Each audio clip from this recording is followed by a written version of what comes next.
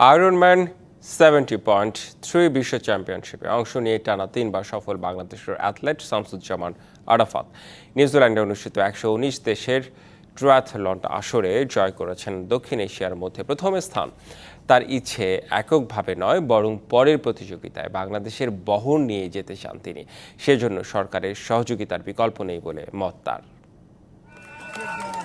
বিশ্বের 119 দেশের অংশগ্রহণে নিউজিল্যান্ডে হয়ে গেল আয়রনম্যান ওয়ার্ল্ড চ্যাম্পিয়নশিপ, যেখানে বাংলাদেশের একমাত্র প্রতিনিধি শামসুজ্জামান আরাফাত। তাই প্ল্যাকার্ড আর জাতীয় পতাকা দুটোই বহন করতে হয়েছে তাকেই।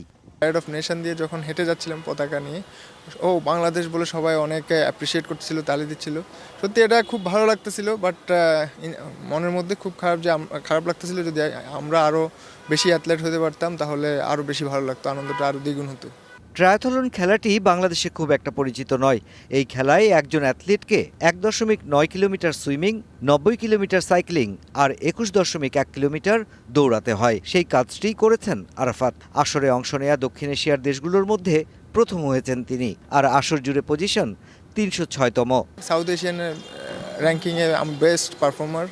তো আসলে আমরা অ্যাজ এ শুরু হিসেবে মানে এটা আমার 3rd time Ironman world championship, এবং আমি জানেন শখের বসেই করি। তো এরকম একটা রেসে এরকম একটা রেজাল্ট পাওয়া, এটা আমার জন্য বিগ অ্যাচিভমেন্ট, এবং আমার দেশের জন্য একটা বিগ অ্যাচিভমেন্ট বলে আমি মনে করি। নিজ উদ্যোগে অর্থ সংগ্রহ করে আসরে অংশ নেয়া আরাফাত চান তিনি একা নন, বরং বিশ্ব আসরগুলোতে বাংলাদেশের বহরটা হোক বড়, বারুক সরকারি বেসরকারি পৃষ্ঠপোষকতা। তবেই কোনো একদিন অলিম্পিকে অন্তর্ভুক্ত এই ডিসিপ্লিনেও নাম হবে বাংলাদেশের। প্রপারলি একটা গাইডলাইনের মধ্যে আনতে পারি, আমার মনে হয় আমরা অচিরেই বাংলাদেশ থেকে অনেক অ্যাথলেট এই ওয়ার্ল্ড চ্যাম্পিয়নশিপে যাবে। ইভেন প্রফেশনাল অ্যাথলেট হিসেবে